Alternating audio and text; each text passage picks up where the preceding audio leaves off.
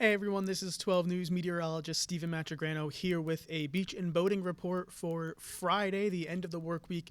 A much cooler day expected as well. We had a cold front pass through on Thursday with showers and downpours and gusty winds, and that has since obviously moved through the area, and we're looking at some at least quieter weather in terms of the skies, but we do have some rough seas and some really windy conditions out there for our Friday. Let's look at the hour-by-hour forecast. You can see, again, temperature starting out on the chilly side in the 40s and 50s for early Friday morning, and we'll see our temperatures barely warm up all that much during the day as some northerly winds really keep things on the cool side, and even chilly side.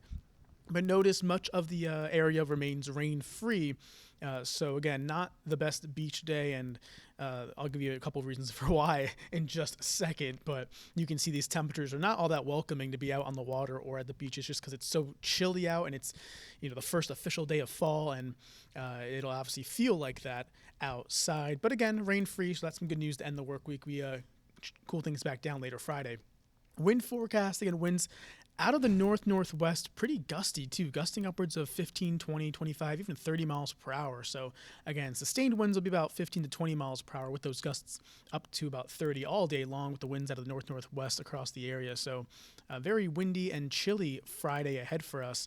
Again, not the best day to be out in the water, of course, with those rough seas with offshore Hurricane Fiona. So we'll take a look at that in just a second, but you can see the wind forecast staying gusty all through Friday. Here is Fiona, well off the east coast of the U.S., and you can see it's tracking as a Category 4 storm, really west of Bermuda, but also east of the East Coast. So that's some good news, passing over some open water. The only impacts that we'll see from Fiona are going to be the rough surf and the waves, looking at a high surf advisory in effect through Friday, and that's for waves upwards of 6 to 10 feet, and of course a high rip current risk as well. So that's what we're looking at for Friday, and the waves will certainly ease as we head into the weekend. But you can here's actually the wave forecast now, and you can see 6 to 10 foot waves expected along the eastern seaboard, pretty much from anywhere from down along the Florida coast up to Maine. So that is the big story for us with the impacts from Fiona, and we'll see those waves continue to be on the high side into Saturday morning. But as Saturday progresses, I do expect us to see those waves and rip current risk lessen. But beach forecast for Friday, not a good one. Windy, chilly, and dry. Air temperatures only getting in to the low 60s. And looking at morning temperatures again in the 40s. Surf 6 to 10 feet. That's why that high surf advisory is in effect.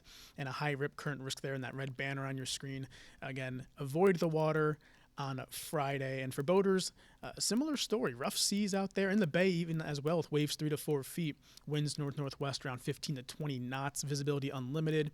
And your high and low tides listed on the screen. So again, Friday, not a good day to be out in the water.